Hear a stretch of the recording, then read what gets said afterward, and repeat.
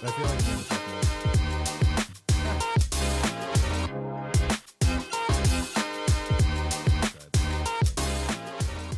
Hi, and welcome to the Personal Side of Business podcast, where every business has a story. Today, we'd like to introduce Andy and Kara. They're the owners of Hawaiian restaurant Kalei's Kitchenette in Rancho Penasquitos, and opened up in 2018 and is now thriving in their going on the second year. Welcome, both. Aloha. Aloha. Thank you for having us, Jet. Hey, you're welcome. So tell us a little bit about your story of the journey from when you first opened up.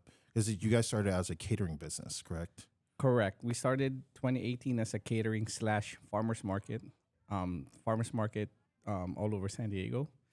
And then we did a lot of events as well, specialty events like PIFA and all of that. During 2018, 2019, we were looking for a brick and mortar. At that time, we were ready to pull the trigger. And then 2020, COVID happened. So we stepped back and reassessed that, you know what, we cannot do this because COVID is happening. So from there on, we started doing our due diligence of doing business planning, forecasting, and all of that. So that way, when we're ready to pull the trigger to get a brick and mortar, we're all set and we have the knowledge of the financial part of it, of the business. Yeah, that was very adventurous because when we were talking, we're like, you know what? You don't really know if we're going to be here tomorrow. Yeah.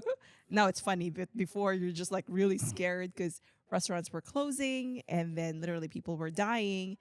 And then we were talking, that's our dream to open a brick and mortar. And then it was like, when are we going to do it? You know what? Might as well start looking. But in the meantime, when we were looking, that's when we were trying to study it. We're planners. We try to plan A, B, and C. That if plan A doesn't work, there should always be a plan B and C already.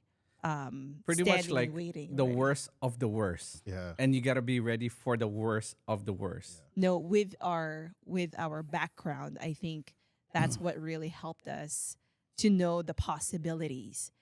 And with that 1 year of searching, by the way, you made it sound easy that we were searching for a brick and mortar. It was so It was hard because we were driving a lot. Yeah, I'm not kidding you, Jet. We would drive because we live up North County, so we would drive around, Mira Mesa, Miramar, Escondido, Sorrento Valley. And we'll just hit like all the spots that you would think of, like, okay, this is a nice location. We're calling the lease. Calling the leasing office or, the property or realtor. But the challenges that we had there was, it's already taken. We're like, wait, it was a restaurant before. It just closed. What do you mean it was taken? It was places were or maybe they just didn't want to have another business that is in a restaurant because they knew, there's, I don't know, I don't have the statistics, but we know that a lot of restaurants closed during that period. So we were not able to find one. And part of it with Chef Andy's experience being in the food industry, he knows what he wanted. We also had friends during that time who started opening a food business right before COVID, and we saw the struggle of being ground up. So he said, we're not doing ground up. Well, let's be patient. Well, let's look for a existing kitchen. And for those people who doesn't know, there's a whole new world if you do a ground up for a restaurant. Yeah, ground up meaning it's just an empty space.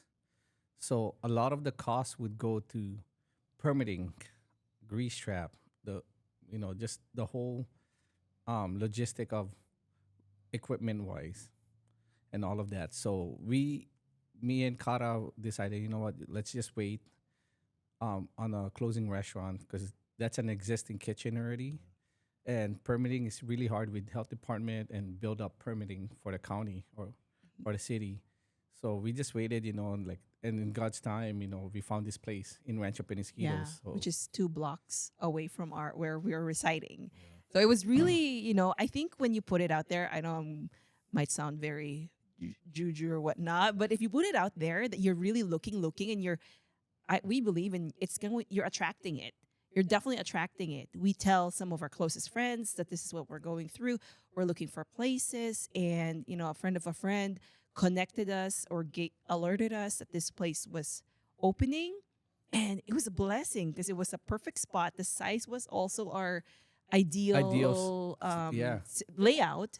It was Yeah. close to the house, and I we're think it like, was a "This is great." perfect because it was like 2022, I believe, 22. Uh-huh. of August, and it was the last week of August, and it landed that week of my birthday. So I was like, oh man, this is a blessing. It's kind of like a good birthday gift. So the owner of that restaurant that's closing, or the bakery, called me personally and said, hey, we're closing down the shop. You want to check it out? So, that's when I stopped whatever I'm doing. I told Kara, I'm like, hey, let me go drive up there and check it out. And we started talking to the owner, the old owner of that bakery. And from there, we started doing the math, logistics and all of that. So, And I think that meeting also was very beautiful. When he met with the owners, it was not very transactional. It was not very business.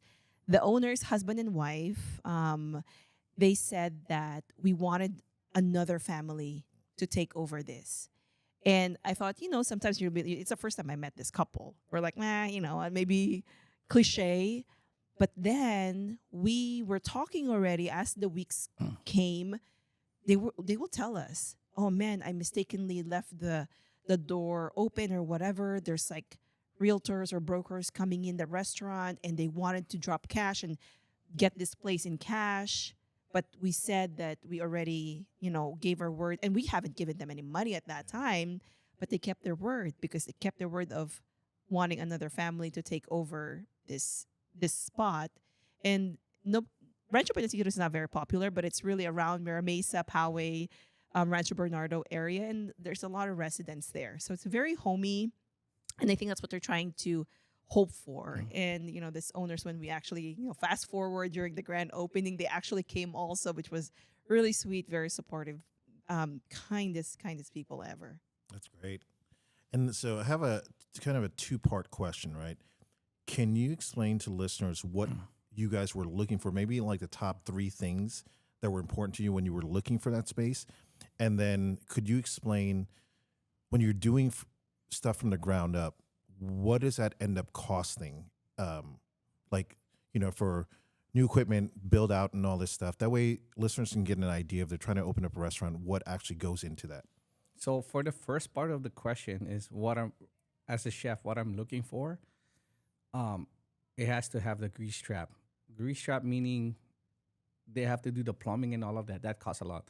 If there's an existing grease trap, you don't need a permit for that from the city or from the health department, and also the hood system that's built in there. Okay. Because that costs a lot of money as well, And and time for the permitting. Because remember, during COVID, everything was hold on stop, meaning all the permitting, whoever was building out, was on hold.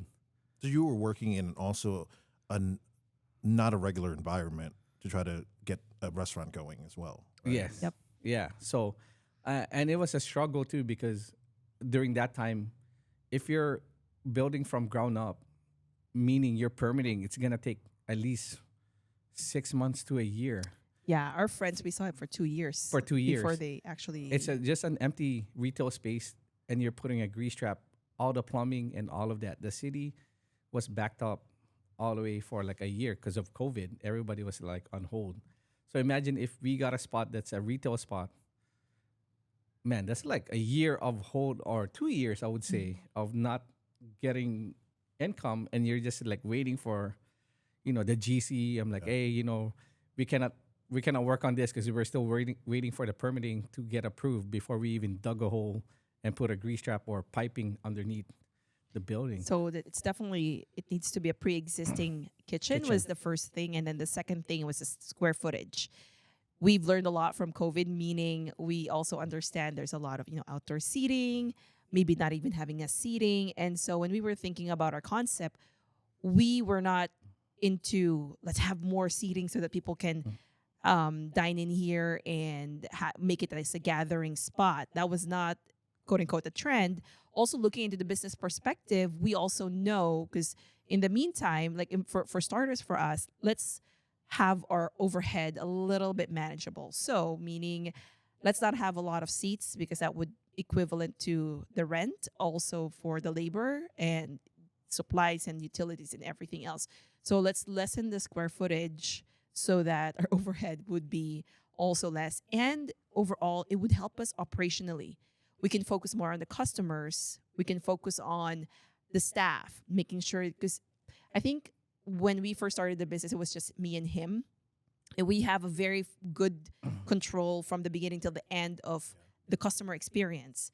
Now there are a team of other team members who's actually touching customers, where we want to make sure, hey, they need to extend the same aloha as what we have been giving our customers. And so there's that training. Now I need to go one-on-one with them. Hey, this is how you greet them. You know, we don't do good morning and good afternoon here. We say aloha. We say Like, mahalo here. And so just even the twang of the new verbiage needs to be trained. And so, you know, again, the second must thing that we were looking for is the square footage, not too big. We were being offered 3,000 square footage. It was a fine dining restaurant in Rancho Bernardo and some in Maui. We're like, this is too big. And we even played the idea of maybe we can do banquets. And we're like, this is gonna be tough. Yeah. Again, bigger overhead, bigger capital, longer time for us to recover. And then it really depends on what equipment and you know, what you're needing for your operation. Roughly, you know, equipment would cost like about 50K if you have a new flat top, you know, grill, fryer, fridge, those kind of stuff, like merch fridge and all of that. That costs a lot. When we took over this spot, it's basically asset sales. So whatever they had in there, like fridge, sinks, and all of that, it's ours. So meaning it was just a quick buyout from us to them, basically. So Would that be something you would advise, especially newer restaurant business owners, to maybe look into that, right? To help costs down, but also to like time wise to help everything. yes, I would advise just looking into that, meaning existing kitchen, and also business planning. That really helps you a lot. you learn You learn a lot because you want to do a business planning. What type of you know, operation you're doing. For us, it's just more like quick grab and go, and we don't want, like what Kara said, we don't want no people sitting down or anything. Your overhead is low, and also for that is it easier if we just do your hours of operation? What is it like? Are we breakfast, lunch, dinner type, or lunch, dinner, or what? That's another factor too. And also you want to have like a cushion money for unexpected stuff. stuff. Yeah. Quite a lot. Because when we did our business plan, I said we gotta give ourselves a buffer 3 to 4 months of rent, Right, just the basics. just the basic stuff. Because your first month that you opened up, you're not gonna make X amount of Yeah. money right away, or the second month. You're getting your name out there, you know, and just your brand and all of that, the brand recognition. They want to see like, who are you guys, or you know, and that takes a while. and that takes a while. It's like either paid advertising, marketing, organically or whatever. That takes time, but you know, it helps us a lot with when we did our business plan. business planning, and also, you know, being relevant to the community. You know, doing other events and all of that. Yeah, because you So- guys already had that edge, right? Like you already were catering and then being involved in the community. For a small restaurant or business owner just starting out, and they're just like new concept, new everything. That's probably taking now 5 steps back, and you have to try to catch up with the whole ecosystem of a restaurant. Right? Exactly, yeah. But It- you know, going back to, you know, if we advise to start off with, you know, getting maybe use equipment, if that could save you some money, have look for a place that is already pre-existing kitchen. And the reason for that is, I think, to save, quote unquote, save money on those things is because you're putting priority on something else. You know, like for chef, there are some equipments that are non-negotiable, needs to be brand new. You know, not everything is secondhand. We have a couple of fridges there that needs to be brand new already. if we're not bakers, but for a baker, maybe they need to make sure that that's a brand new mixing mixer, or because that cannot crash down for us, like again the oven and all that stuff. So definitely look into that, because there are other priorities, not just when you save the money part, you got to be prepared that one of those equipments or one of those things are going to break down. But what would be the other compensation? Because I think one of the things that we learned from business planning, which by the way, we worked with a business plan writer, took us 6 months. And our agreement, we said we don't want a business plan that's just going to be put in on the drawer, or it's the when we were borrowing for our capital, they didn't even ask it. We just showed it to them. It's like, by the way, here's our business plan if you need it. And they were like, oh, they were surprised. Like, no, we did this because we wanted to go through the exercise of asking each other why. By the way, I didn't even know why a business plan needs a menu. I thought you could just make some menu, but it makes sense. And the because hours of operation, like everything. I'm like, oh, it's connected. And this is what I learned. When you create your menu, once you decide, just simply deciding the menu, it actually affects the operation and what equipment you're going to be using and what pricing and the everything. And I think knowing also or going through that exercise, you already picture, again, plan A, B, and C. If this doesn't work, what are your backups already? And also, besides the back of the house, I think it's mostly important to the front of the house, the facade of the front. When they walk in there, what is the feeling? Is it like a Aloha spirit feeling, like, or they're from the island, or visiting Hawaii or whatever? You want that also, the front of the house to look beautiful. Also, not only equipment or back of the house, but also this is a hotelier speaking right Yeah, here. yeah. This is a true hotelier speaking because like- it's all about the experience, not just about the food, I guess. yeah, the experience, and just the look of the whole store. Right. Is it bright? Is it dark? Is it, oh wait, the ceiling is too short, or is it open? Because I've seen that too. I know exactly what you're talking about, and I think I've become aware of it over the past couple of years. When you walk into a place, and you're like, oh, they didn't have enough money to stretch into these areas, and you feel food's great, but chairs are cheaper. The tables are rickety. There's not good paint on the walls. There's no decor to it, so it changes the mood of it. And I think in the long run, that is what subconsciously people don't realize. That's why they're coming back or not coming back. Yeah. You know? Yes, it does hurt one way or the other, because we again, as I was joking about him being a hotelier, because it is true in the hotel industry. That's why Ritz-Carlton and Four Seasons are in that caliber, because they take into account the 5 senses of a customer for a customer experience.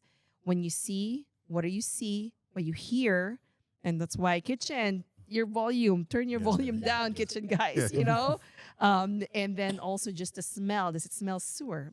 Yeah. Because, you're in the food industry, or does it smell too much, I don't know, detergent or Fabuloso somewhere, too strong?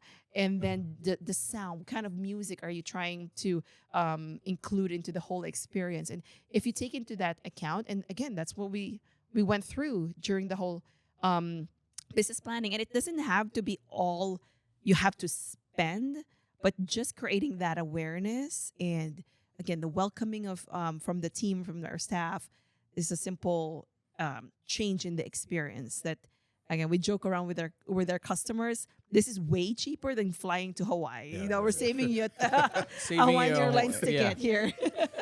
Yeah, and I think you start to see that we're like, and I don't know, this big presumption, but I think you can start to tell where there's experience in a restaurant that you go to, and then also the other step of like someone coming up with a business plan and go, we thought this out. Like there were so many details in this, and I've spoken to a lot of business owners who are like, yeah, so I make this great dish. My family tells me it's great. I should open up a restaurant. And then I'm like, let's start. Have you ever worked in a restaurant? And people will be like, no, I've never worked in it. I've never managed a restaurant. I've never even served in a restaurant. So I think a lot of people kind of lose sight of, well, I can make good food at home, but can I make it for 200 people a day. Exactly, yeah. Right. And work with other people in that environment and also deal with the stress of vendors, money, is everything Yeah. working, right? So Yeah. it's a lot of different things. And as you said, there, and I wanted to mention this too. I know we were talking about heavily on the business plan. There's two different things. You can be book smart on business plan and you can keep on planning. But if you don't have the experience, which, me and Chef Andy have different backgrounds. We used to work in the hotel industry, but I never worked in a restaurant. I worked on the front of the house and, other stuff. But he has all of the kitchen, the operational experience. And so I feel like, again, the combination of our experience, putting our strength and weaknesses together, I think we haven't killed one another. So I think that our marriage is still going strong. There's always a mutual respect, like back of the house and front of the house as well. So between me and her, we always talk about like, hey, we're going to execute it this way. I'm like, okay. Or if she has an idea, with a special or whatever promo codes or anything that gimmick that we're doing in the restaurant, we will talk about it and then we'll game plan and then execute it. Oh, yeah. By the way, one thing that we also talk about on the side, although we did not put it in the business plan, who has the last shot? Who has the last call? And it's Chef. Yeah. It's not written for a reason, but we have that agreement, and everybody in the team knows Chef has the last call. And also, when you're getting into this business, hiring the right people is always a must. It's a big thing. It's a big thing. The right people. The right people. Because you can go on a route like, oh, I'm hiring a GC. Oh, he's $20,000 cheaper. But does he have experience? Experience, or that $20,000 cheaper, that's what you're going to get. Or you want to go to a caliber like, okay, you know what? They'll do the whole thing, and you got peace of mind because they're working on it, kind of deal. So yeah, they're experts already. They're experts on I know you that. touched on the hiring the right people, and this goes also to our team members. We totally believe in. We both believe that skills, those can be trained. We got SOPs, we got processes already. We have our HR company who helps us with those things. But attitude, that's something you can't train in. And so I think that's why when we said like you have to really hire the right people, and we're learning. I feel like even the best recruiter has a bad hire. Yeah. So I feel like those are just charge you to experience. Yeah. You're not a going to very get like expensive charge. exactly in the first hire. You're not going to get 100% like, oh yeah, this is the best team. We went through a lot, so I mean, you know already. You know. You started with us, Jet. So you Yeah. know the turnover and all of that. So Yeah. And do you think that as you're hiring people and you're looking for qualities, is it qualities do you think that mesh well with you or are a good fit for the restaurant, or a little bit of both? I would say for the team and the restaurant, Mm-hmm. Yeah, we were just because finalizing the promise.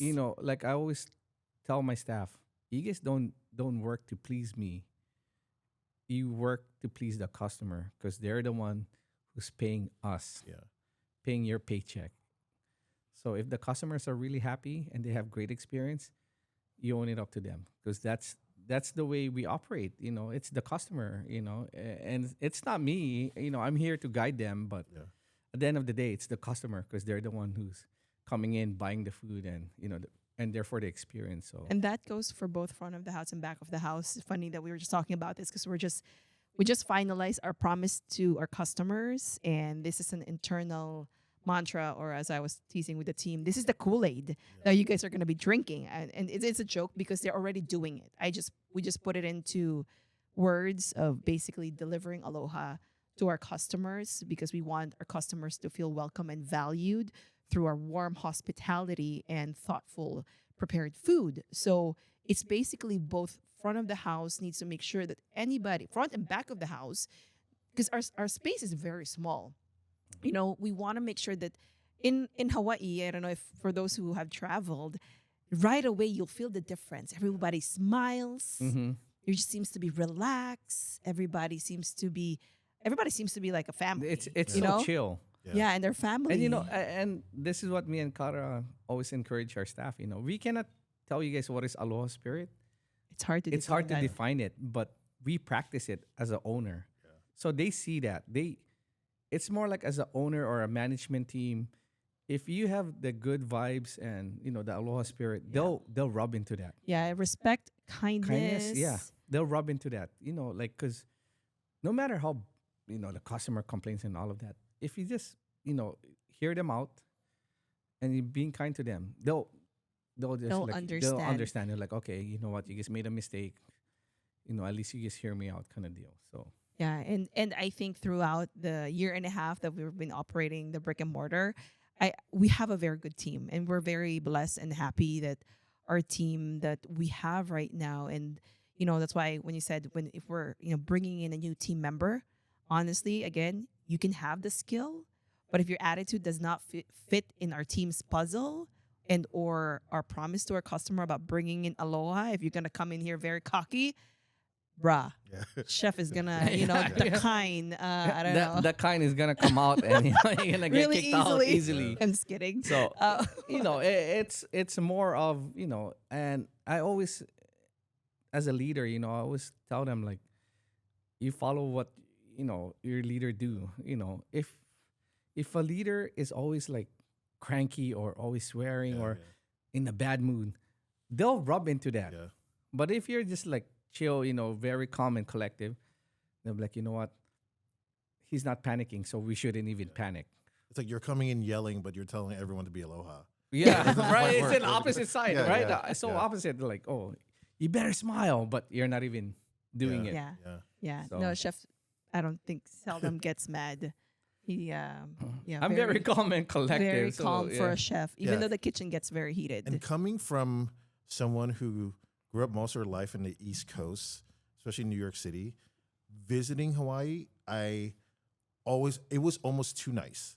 Like Right? it almost like I was like, Feel what's wrong? uncomfortable? Yeah, it makes you uncomfortable. You're like, I want some sort of resistance somewhere, right? But every time you go someplace, everyone's just like, yeah, come in, and it's nice, and everyone starts talking to you. And coming from someone that grew up where you didn't say hi to people, I didn't know that was a thing until like I moved out of the East Coast.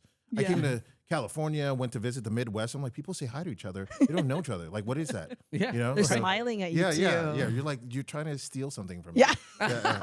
That's always the. There is a bad intention. I'm looking around. There's two other people going to be jumping out of the corner. So There's always a bad intention.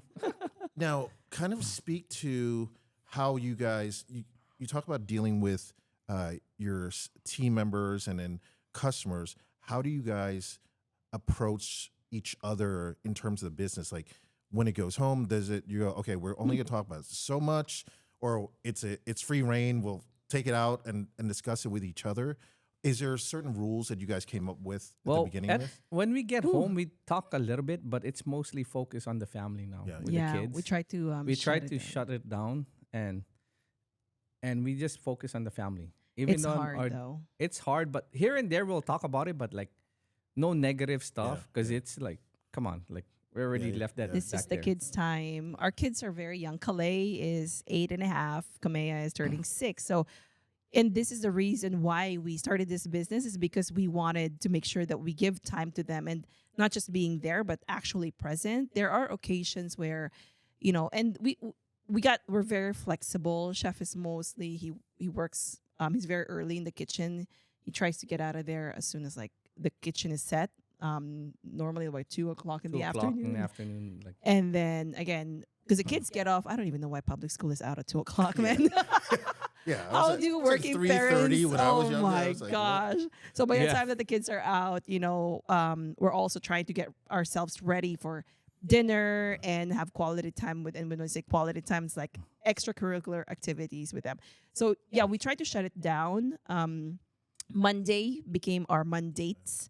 Like today, before we had lunch, so that's our quality time. But we also did a little bit of work. Work It's very meeting, yeah. hard to sit down with chef, just undivided attention and do paperwork and actually work on the business. It's very difficult because it's mainly on the operations side of things. And so we try to we respect our calendars. It's really crazy. all of the if you're not in my calendar, I'm sorry, honey, I'm not gonna have a meeting with Yeah, you. I am not picking up your call. and I'm not really a big planner, but like I always writing things down. So I bought a planner like for the month. Like, okay, what are the upcoming events or all of that, and it keeps you aligned with whatever's going on in your life with personal and Yep. business. Yeah. I know you probably know Jed, but the other viewers or listeners here, we're closed Sunday, Monday. So Sunday is really our family time. Monday, I still operate because of, I serve for the other tech company Monday to Thursday out there in Sereno Valley. So Monday is really like one of those like, okay, I only got Sunday off. So Saturday when like everybody said like I'm leaving early Mm-hmm. and they already know that. So if there's no catering and all of that, so like having a calendar and dotting it out and making sure that everything is aligned is one of the things too that owner should do as well. Yeah, so we're early risers. Chef is up and about at 5 a.m. Well, I try to keep up with him, so he's gonna be in the kitchen. I'll be on my computer already at 5 a.m. Working because again, we try to sandbag it. Well, for me specifically, I'm more in the computer, so I sandbag it in the morning, and same thing for him. And then get ready for kids, and then they again get out at like 2-3 o'clock, and that's pretty much when they're in school. Then we focus on the kids already. They said that the kids grow really fast, and this is the time that they still want us.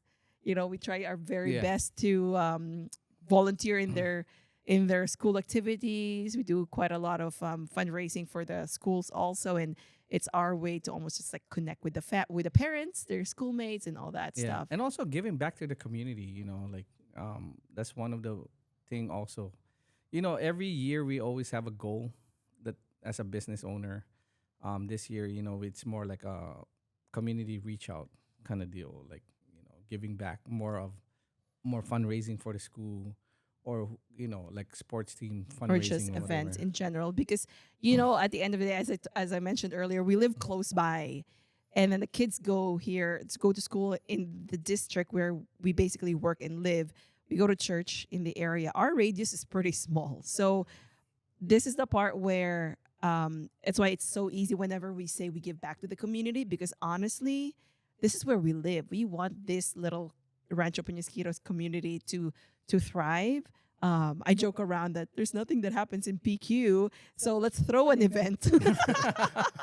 Or even like like with the we're planning with the SDPD of Yeah, we got- Northeastern yeah, we or got firemen, something going on. something we're working on something with them during holidays and all of that to just give back to the community as well. So We give it's- value to, I yeah. think, the local, the officers, the servants, to the community servants. So I think we already recognize that there's a lot of kind people in general, but we also just feel like sometimes they're just waiting for that opportunity. And we saw that during the Maui wildfire, 3 months when we opened up the brick and mortar, Maui Lahaina got hit with a wildfire, and we're like, chef, what are we gonna do? We felt like we need to do something, so we opened our restaurant, the parking As a lot, drop- as drop a off. donation drive, donation and drive. And people for those came. listener out there, my family's from Lahaina, so they got affected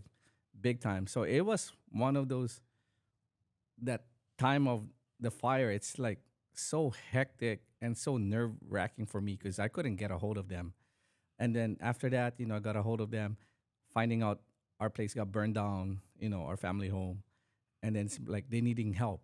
So for us, business owner, a small mom and pop restaurant, I gotta do something. So we started connecting with different people, and we opened up our shop they just came, and that's when we realized they just wanted to help. Everybody just wanted to help, and some of them, they were even just like passing by, almost like they used the place as, I don't know, say a mourning site.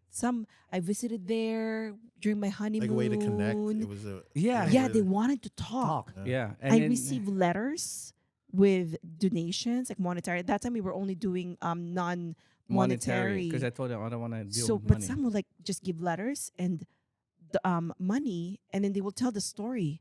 their story with Hawaii, in Maui specifically.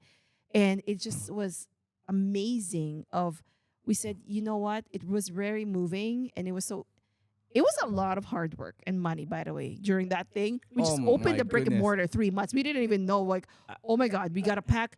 We got to do this. We need packing tapes. We need boxes. Where are we going to get this? Yeah. Where are we going to say, oh, we need a storage box? Where are we going to? We didn't even know that those things that we're going to need.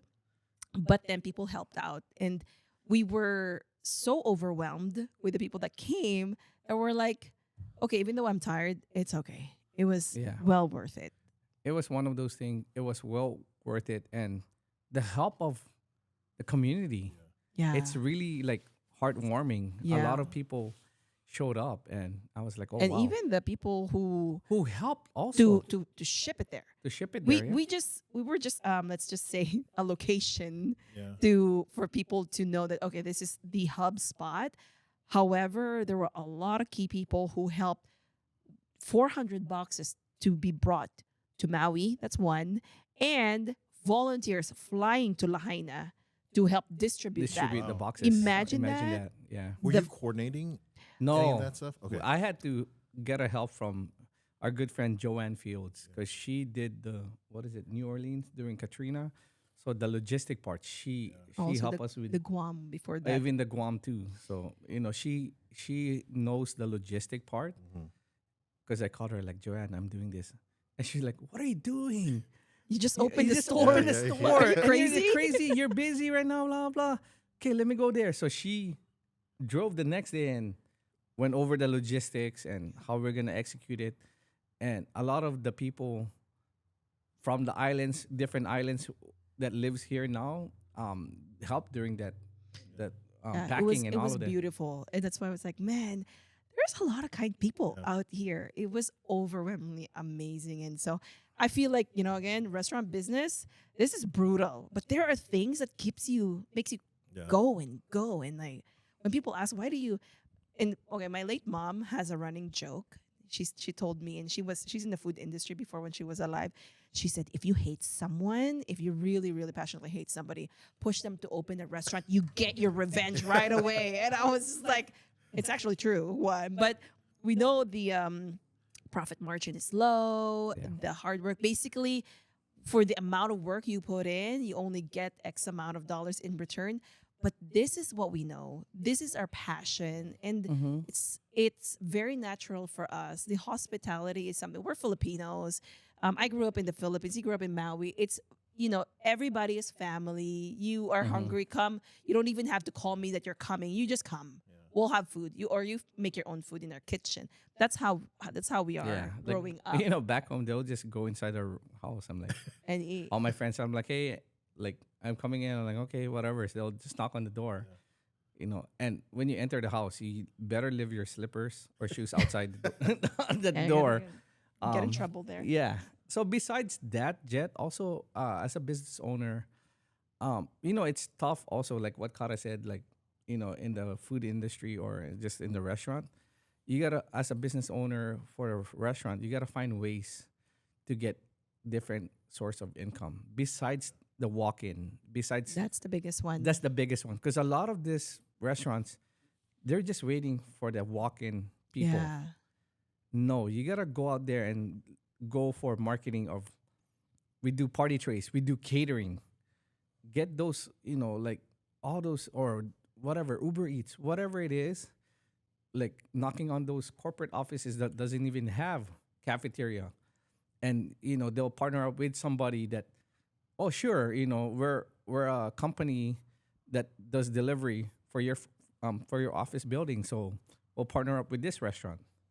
Those are the kind of Look things for those that- opportunities, because waiting for people to walk in that door, you can be waiting for an hour and there's nobody walking in there. You're already losing sales Because I think people think that way, right? Like they think Yeah. you open It's up a really restaurant sad. and then people just People flock in. Yeah. Exactly. Yeah. Yeah. We've seen, and that's what we've seen when we were doing farmers market. Again, my background is in marketing. After the hotel, when I left the hotel, I dabbled into digital marketing for good 7-8 years, maybe 9. I lost count already. And I always tell him, my gosh, we got a lot of friends who have good product, but they're not doing the second part of it.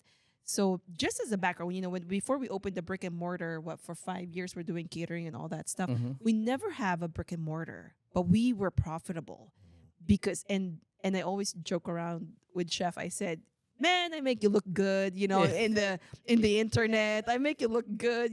It's as if you have a brick and mortar. Your website is amazing. Social media is there. All of the stuff that is necessary for the customer who's making a purchase during the digital age.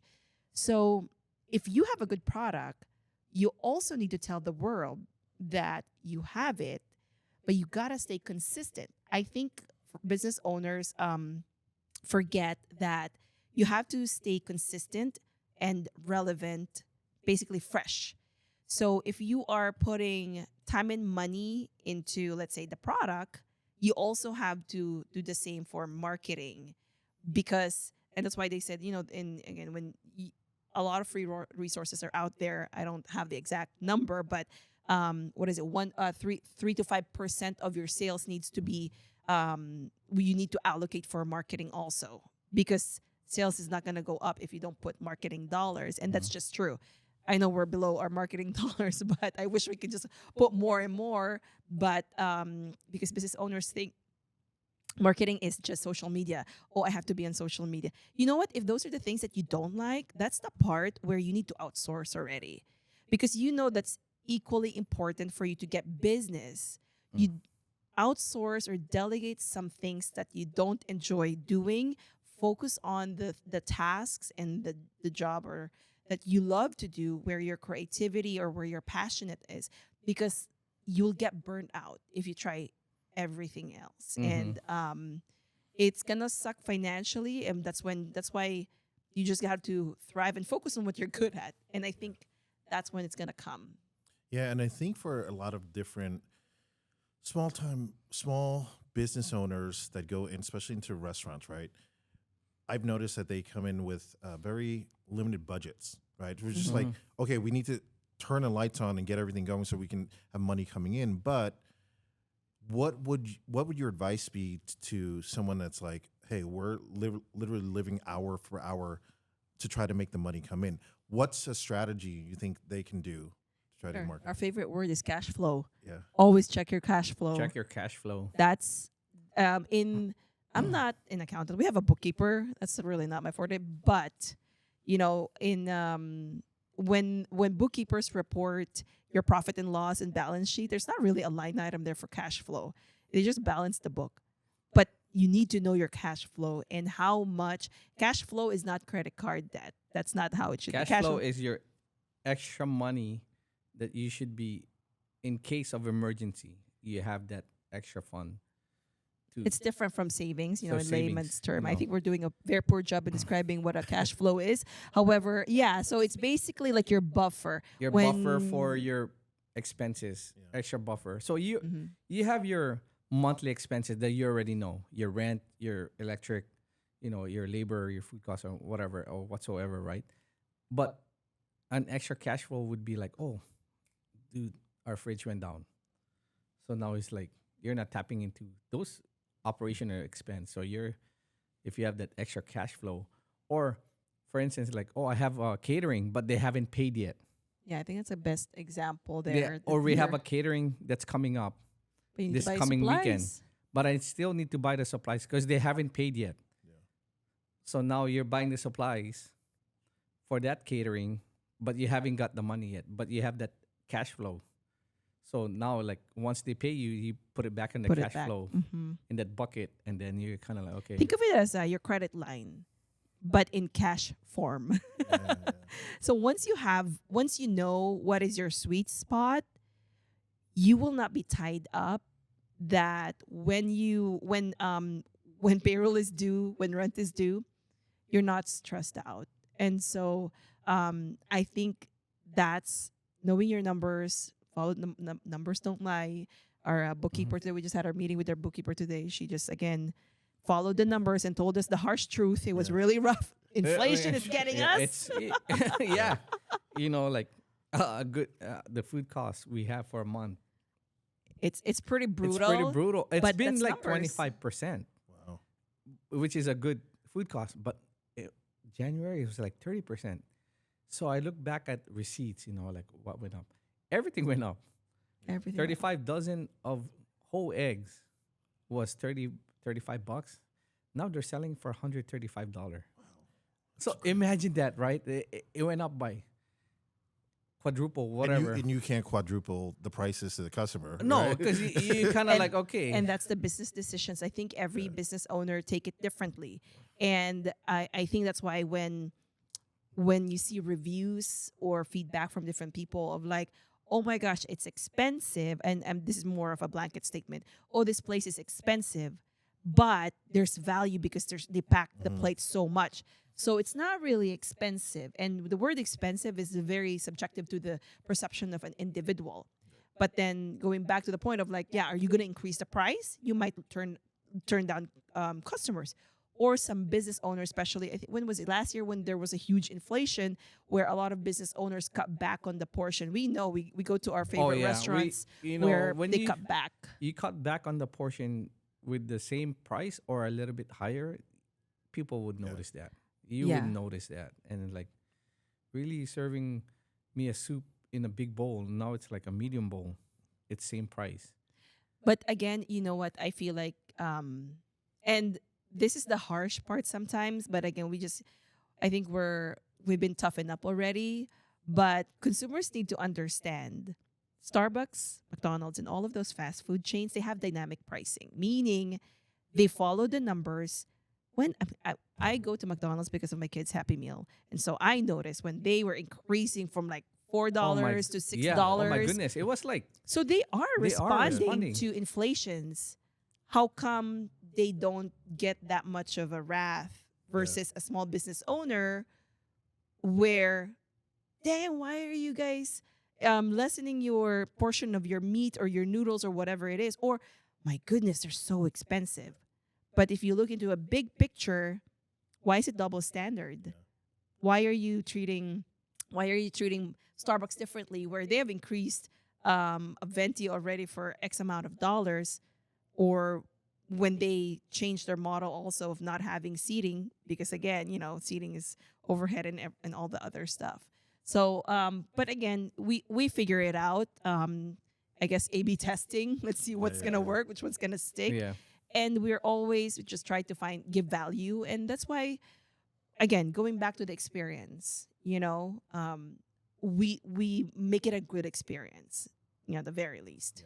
Yeah, and I appreciate that. And one of the to get to back to your point, like I feel like one of my theories is consumers feel like they can pull a little bit more from small businesses because there's a sort of a community connection, right? You're like, oh, this is someone who lives here. They should help me out, right? Yeah. But then you go to McDonald's or something like that, and I'm sorry, we're not trying to, crap on McDonald's right now. It's just, this is an example. But I feel like it starts to become like, oh, they're a corporation and they have so much more money. But at the end of the day, restaurants, food and beverage comes from the same thing, right? We're trying to just make enough to keep going, and it's a small profit margin for a lot of different restaurants. Most Exactly. Yeah. Exactly. But then again, I think we joke around. Once we get over COVID, I feel like we can go.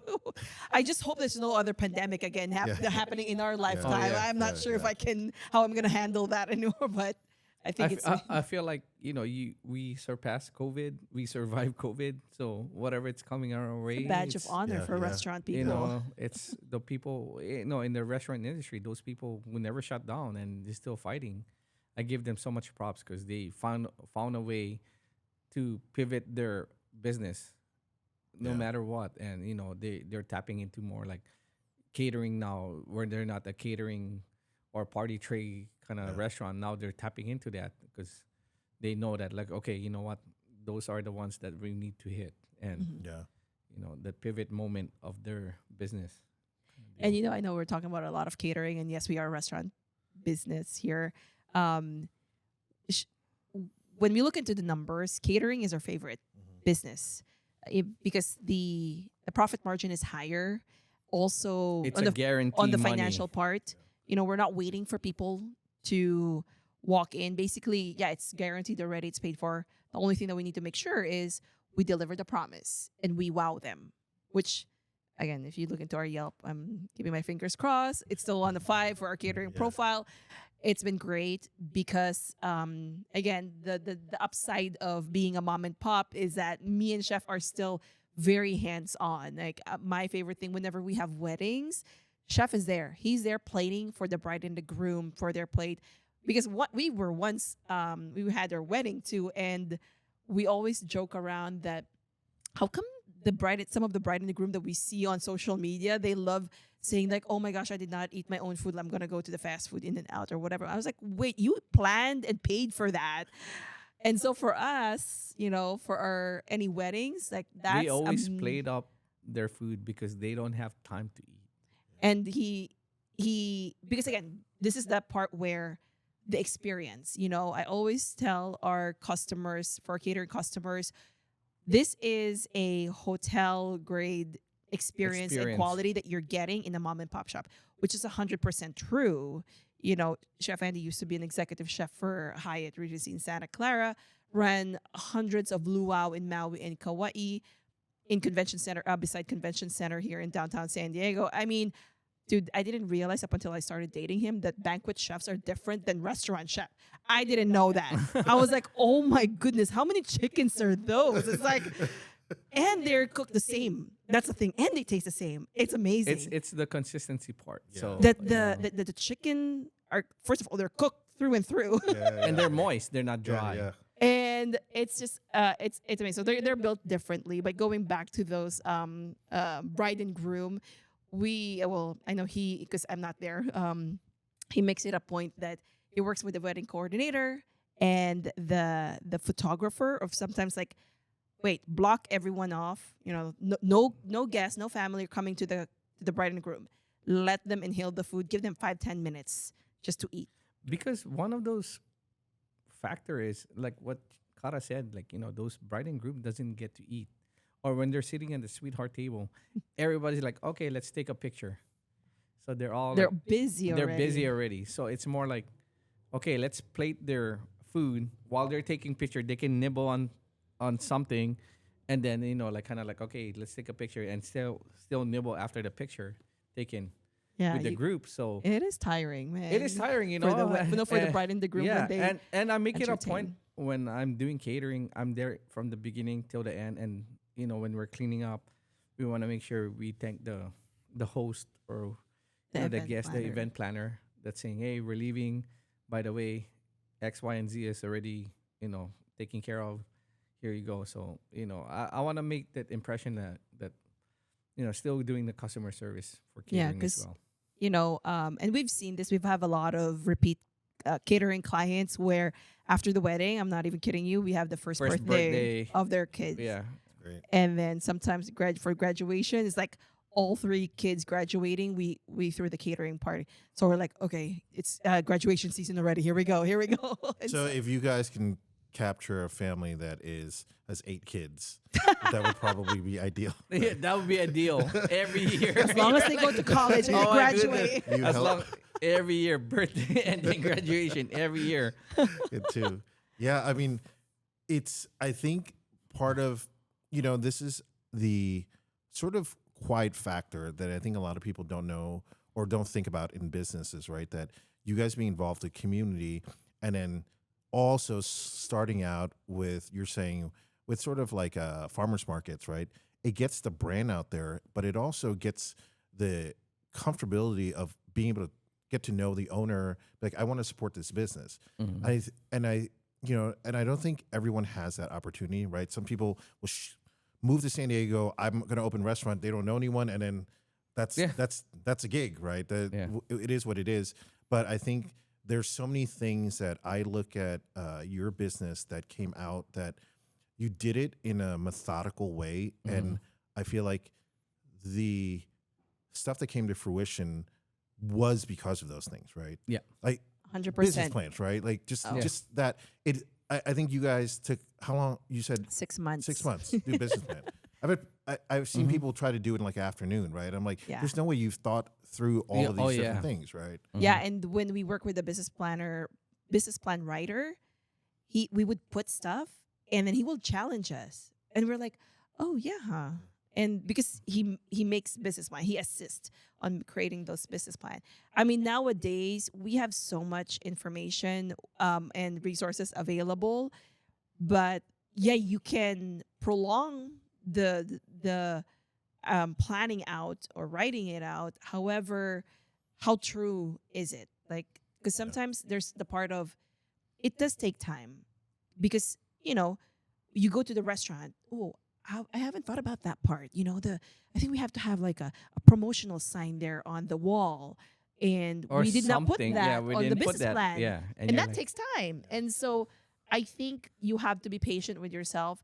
But there's also the analysis paralysis. So you got to be careful on that one too, that you're taking too much time planning and planning, planning, and you're not executing already. And when you mentioned earlier about the farmer's market, one of the things that we've learned there is also, yes, he has the credentials of being an executive chef, but I'm going to tell you, in a hotel setting, you have a sous chef, you have a stewarding who's handling all of that.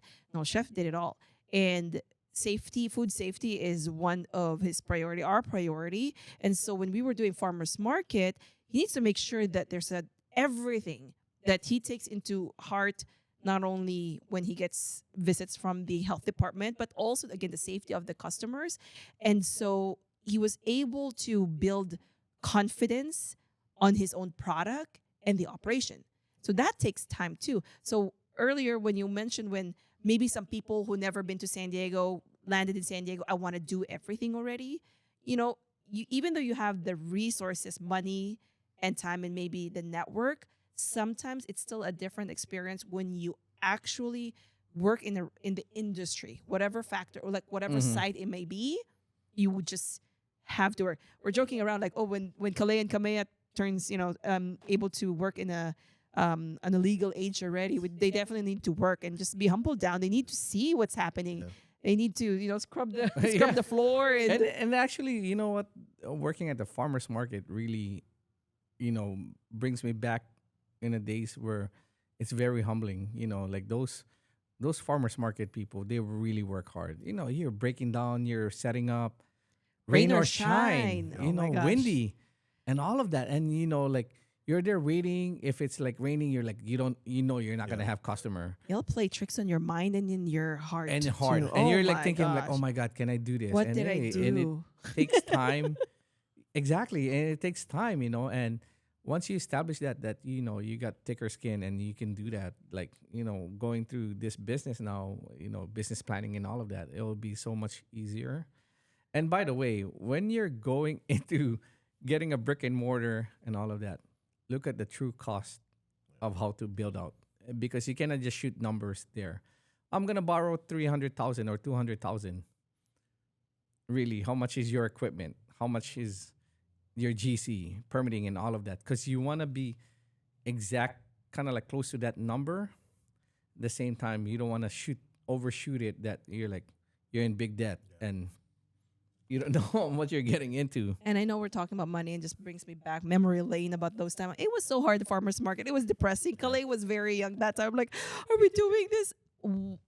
Fair warning for those couples or people who have day jobs and all that stuff. Stick to at least one person to have the day job. You have to have that stream of income to becoming.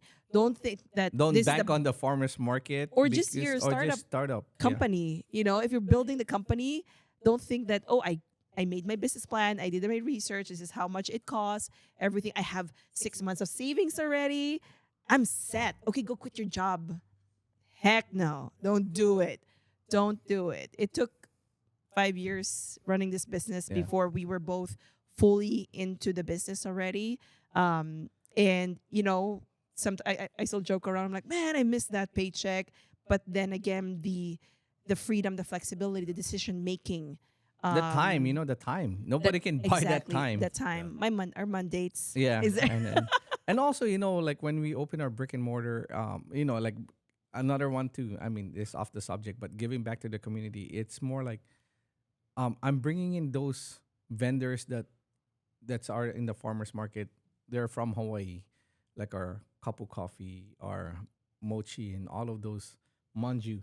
Those vendors that we sell desserts and coffee in our store, they're from Hawaii too, and they do farmers market. So it's kind of like we are their extension to their customers because they don't have a brick and mortar. And we They're not. understand what they went through, They went or through, what they're so- going through right now, Yeah. because they're still participating in those pop-up events, and it's just amazing where sometimes when their customers, they see their items, they're like, oh, I know this. I'm like, oh, I know great. them, and it's Like- kind of like, our help to them also because we've been there. We've been in the farmers market field, and it's just very. And their products are amazing. Yeah, It's yeah, very amazing. too amazing that sometimes we're like, I hope when during closing, when it's about to expire, like I hope nobody buys it so we can eat it.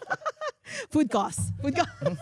Now, what would be what is something that you felt like you learned from the farmers market that carried into the brick and mortar? Ooh, that's a heavy question. Oh, that's a heavy one. I would say the work ethic still, Oh my gosh, yes. because if your work ethic is really good at the farmers market, you should transfer that work ethic and attitude and behavior to the brick and mortar. You cannot just say, "Oh no, now I have like 5 guys working under me. I can leave them alone." No, it has to be your work ethic still there. People, your staff still look up to you and say, "Okay, you know what, Chef and Kara wanted it this way. This is how we're gonna operate it." Your presence in front of them. Yeah. You don't need to be there the whole day, but being there, like just saying, "Hey, hello," doing pre-chef with them, and like, "Hey, this is what's happening this week," and then giving them values also, making them, that they're also needed there. Is one of those things. And I think one of for me, my take on the learnings from the farmers market to where we are right now is following the numbers. We talked about how hard it was doing farmers market. It was really hard that we had to make a decision to stop it and figure out different focus. So it took about, give or take, 6 months for us we were in Imperial Beach, Otay Ranch, Rancho Bernardo, Downtown. we were all over. We were running I six did or OB eight, also. Yeah, OB eight like farmers every day. market in a week. Chef was running that. We were for 6 weeks, and so when we saw the numbers, we were pretty much digging ourselves financially. We were like, "Hang on, we gotta take a pause. Let's recalibrate. Let's double down on our focus, which is catering." So we doubled down on our strategies for catering. What does it look like? We make sure that we have our catering menu up to the T, pricing, services, how we communicate ourselves digitally, that we have catering services. And we invested into softwares that assisted us to make sure that, we got the database for our catering clients or leads, and that we present ourselves, because we don't have a brick and mortar. So anything digital that goes out, even from the proposal, how the logo is placed, the emails that we send out. And so we doubled down on catering. And I think since then, we want to make sure that we just follow the numbers. If the trend is saying something, look into it. There might be something that we need to adjust already and respond to whatever problem we're seeing there. And with catering too, your seasons that during catering, like summertime is always a big heavy on wedding and graduation and retirement party, because we live in San Diego, so it's a lot of the Navy people that's retiring, that too. And then I don't want to talk about this, but also like funerals. Those are big things too. Like a lot of people, with the celebration of life and all of that. I didn't know that, like those are good for catering as well. Yeah, It because may it's a bigger. sound bad, but it's No, I mean it's a part of the food and beverage ecosystem, right? That Exactly. You got to feed people at those events. And we Yeah. personally experienced that. When my mom passed away, I also helped together with her siblings plan out the actual, the service. In Filipino culture, most of other Asian cultures, they have the viewing, if time and money permits, depending on the family, right? And so they're feeding during every night the during viewing, the viewing. and then the final hurrah Oh, the when they get banquet. buried, they get after the burial. Then when you come back to the hall or the Yeah. church, or I whatever. think because culturally, a lot of people Yeah. are already familiar with the food. So normally, again, Filipinos love to eat no matter what They occasion love to it party is. no matter what. Yeah. Yeah. Put it that way. Yeah, birth or death, whatever If it it's might like be. for 50 people, they'll serve 150 people Yeah. of Yeah. food. Yeah. It's fun. It's fun. So That's awesome. Well, to start to wrap up, if you were to give advice to people that are getting into business and then into food and beverage, what would you tell them? Pros and cons, like one pro, one run. I was kidding. I was kidding. Don't do it. No, I'm kidding. Every time someone was like, "What open restaurant?" I was like, "Don't do it." Don't Yeah, do yeah, it." yeah. Don't do it. Sober up fast. Then. Yeah, right. For me, the word of advice is more like your business plan. Get to know your numbers. What are your numbers when you start a business? Because that will play a big factor of your debt. Like how much are you debt to ratio? Like, okay, we're gonna go into debt when we enter this restaurant era, and also work ethic. For me, it's I always listen. We're listening podcast with the NPR, and it's like, what is it, luck or Hard work. hard work? I said both. A lot of a hard lot work. of hard work, but the luck comes after. Yeah, the So, 1% is a you lot. know, and don't be, if it's not the right time, don't be pushing it to just open a brick and mortar. It's more like wait for the right time, because it's hard when unless you have so much money that you don't know what to do with it. Then yeah, invest it right away. But that's my my take, my advice. Know your numbers. Business plan, because you would know how much money you would need, how much, what is your hours of operation, and all of that SOPs. That would help you a long ways on opening a brick and mortar. I think where I'm gonna come here is the before. Before they're even thinking, "Ooh, this is a nice idea. Maybe I can make this as a business." Okay, when you're starting to have that idea already, just make sure that you still have your job. Keep your job. Keep it, and then work around it. Oh, I believe it's somewhere in Google where there is a formula of how much you should be making before you quit your job. There is a formula for that. And then when you're thinking about entering business, do your personal audit. What is your unfair advantage? And when I say unfair advantage, what are you good at? Are you good in, I'm just putting some words here. Are you good in sales? Are you good in marketing? Are you good in cooking? Are you good in, I don't know, repairing? You're maybe a handyman. What are you good at? And once you identify that, because you're good at that area, that means you're passionate about that area. Because once you have the passion, that's going to be hard to die. Now, no matter what obstacle you're going to go through, you'll stick to it. So once you have identified your unfair advantage as an individual, now check your network. Who are so say, for example, let's just say I like to cook and I'm good at cooking. Who are in my network where I can probably work in that industry? And let's just say I don't know Chef Andy, but maybe I can work for Chef Andy's restaurant. So I'll start working there, because now what's happening is you're maybe helping him in one form or way, but you're gaining the experience. No other books, no Google search, no ChatGPT can help you. It'll just be opening up. Now you know what are the do's and don'ts. And then you would literally have instant access to years of experience that this individual have. When he said no, like, Chef, why are you not doing garlic shrimp every day, Chef? And then Chef is just gonna be like, well, because X, Y, and Z. Do you want to serve this old, I don't know, super old shrimp and the quality is gonna suck, or do you you want to want- make it just a yeah. special where da da da da da, and you'll be like, wait, I did not see that from Google. Yeah. That's experience right there. So now you know what you're good at.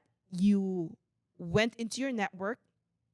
Nowadays, and that's why I feel like it's hard for Gen Zs or I don't know what era, what the millennials are now, because everything was on their phone. That I feel like, where is your network? You have to go out there, connect to people, and get out of leave your phone behind, Experience, yeah. and go out, connect to individual, have conversation, tell them what you're interested in. Be ready to be laughed at. Your idea is not going to work. Get ready for that. Or maybe work in silence. Just tell your closest friends, but again, get ready to be doubted. And that's okay. And then once you gain those experiences, maybe again, just don't quit your job because that's what's paying the bill. Then maybe once you find, the confidence, the knowledge, and the experience that you have, then start your business. And then that's when you go business plan and all that other stuff, the fun stuff. Mm-hmm. But great. yeah, I don't think you could just enter.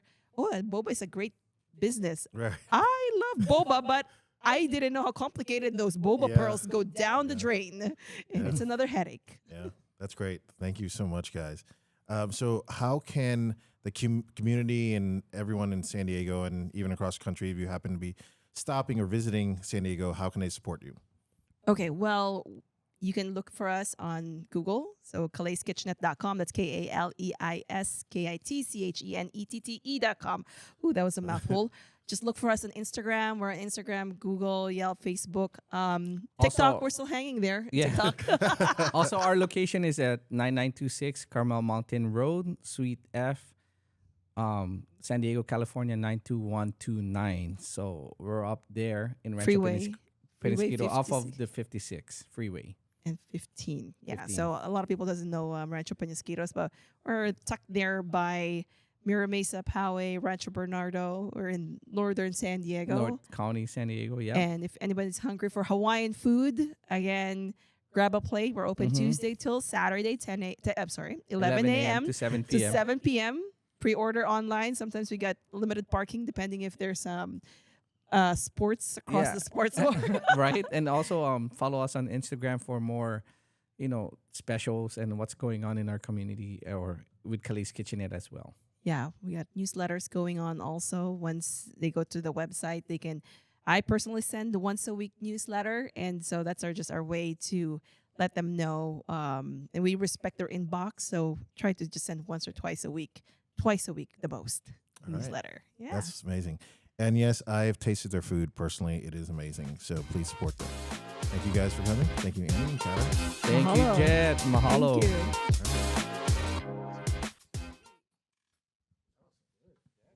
The Jack Daniels and Coke started working. I think Jet, Jet, this is a good one though. The studio. Yeah. How many more?